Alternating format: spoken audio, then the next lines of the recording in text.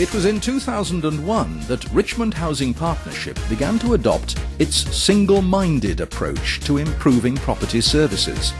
We decided that going for a sort of big bang approach where we would incorporate all of our decent homes work and all of our repairs and gas and voids work in one contract was more likely to give us a result.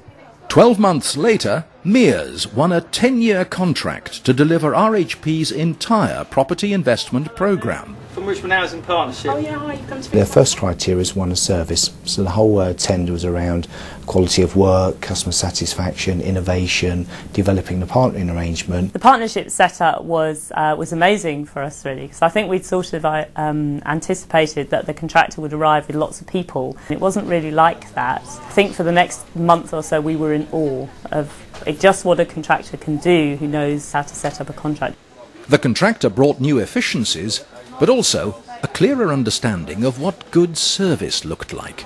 We didn't constrain them initially with cost. We just said go out and give the best service you possibly can.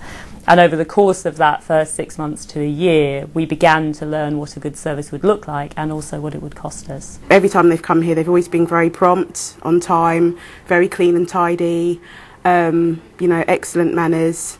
And I can't really fault the service. As residents, we feel that we have a voice, that we can go in and explain our concerns. They look out for us, and it has been brilliant. But as it transformed its service, the partnership team has also had to save money, and to achieve that, both sides have been prepared to innovate. But we're experimenting within the partnership. I suppose that's come with huge positives, but also, you know, to balance scorecard, some negatives, I guess. Huge positives are, you know, nothing's prescriptive, so we can always try things and innovate and do things differently. Unfortunately, when you're innovating with 70 or 80 people that are affected by any form of innovation, that's been a really tough lesson for us, is how we keep all 70 people on the partnering bus. We've delivered efficiency savings consistently on our Decent Homes programme, so that's worked particularly well, where we've had fixed prices for the installation of kitchens and bathrooms, and by putting those on a unit price basis, it's made it very, very quick and very efficient to deliver. One clear lesson in the battle to make savings has been what can be achieved if everyone on the team has the chance to share ideas and experiences. The relationships between teams internally are sort of very fertile places, so the fact that staff work very closely together, talk to each other a lot about problem solving, really produces different kinds of solutions in the service. And the partnership has made very clear the value of as much local involvement as possible. One of the biggest innovations on this contract was obviously the ability to recruit locally. It was a big criteria of the contract whereby we made a commitment along with the partner to say that we wanted local people doing local jobs in local areas.